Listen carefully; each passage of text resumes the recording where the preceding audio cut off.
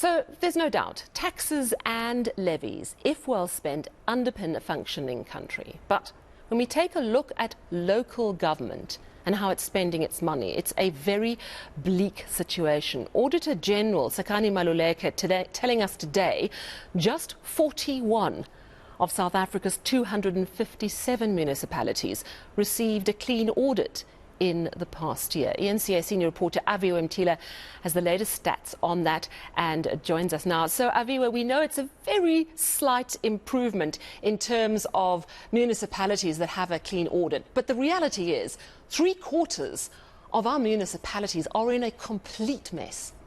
Sally, the bottom line is that our municipalities are just not functioning the way that they're supposed to. This was evident when the Auditor General first went to these municipalities to compile the report, and out of the 257 municipalities, only 62 had credible financial statements. Now, let that sink in. Only 25% had their houses in order. It doesn't stop there. When she eventually compiled and finished the report, at least nearly half of them had qualified audit opinions or a disclaimer audit opinion, which is the worst of the kind. Now, if you look back in the last 5 years, Sally, it really paints a grim picture that talks to how there's been no improvement, there's been no accountability, there's been no transparency or any performance. Some of the words used by the Auditor General, but it's the irregularities over the last years that are concerning, which is priced at around 20 billion rand. But she says that's just the tip of the iceberg, as we spoke to the Auditor General, Sakani Maluleke, a bit earlier on. Let's take a listen to that. Over the last year, we reported 20 billion rand of irregular expenditure, but that number is completely misguided in that we know it is incomplete. At least a third of municipalities are qualified on the completeness of their irregular expenditure. So even telling you 20 billion rand, we know it's much, much higher.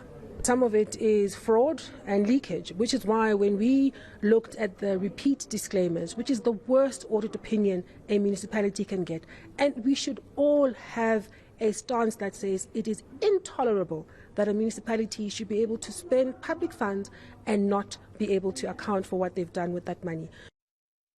Yeah, that lack of accountability is absolutely shocking. And Aviwe, some provinces, I think it's two, you'll correct me, the Northwest and the Free State, not a single municipality has a clean audit there, am I right?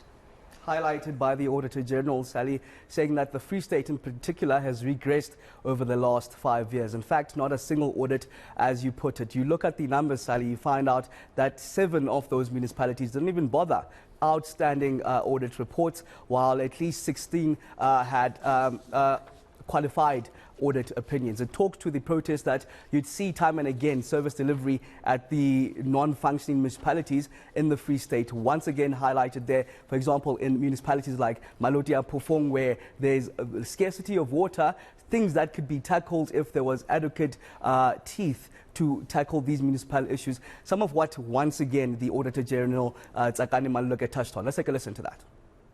The state of the Free State municipalities, that one continues to deteriorate in the face of inaction by political and administrative leaders. The culture of late and non-submission is pretty high in this particular province. Whilst the metro is unqualified, it has got major management and governance problems which lead to service delivery collapse. And as you know, that metro is under administration. When we meet our teams, because as part of preparing this report, we've had occasion to visit with each of our teams in the different provinces. And our teams in the Free State lament about the notion that there is no clean audit in the Free State, and there hasn't been for a long time. Now, that lamentation is not of them really speaking as technical auditors. It's them speaking as the residents of that province, as people who are directly affected by the service delivery failings in the different municipalities. They are the people who grew up in different parts of the province, and they see the deterioration. So when they talk with pain about the state of the collapse of local government in the Free State, you really get a sense of what it is like to live in the Free State. Tsakani Maluleka, painting the real picture of what happens at the end of a process that doesn't use its money properly. Your life is grim. You don't have service delivery. You have deteriorating roads and infrastructure.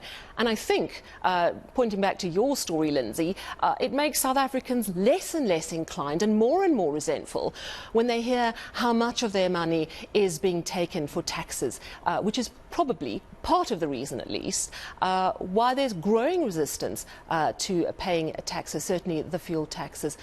Lindsay Dentling in Cape Town, Avi Mtila here in Johannesburg, thank you both for those very important stories. Let's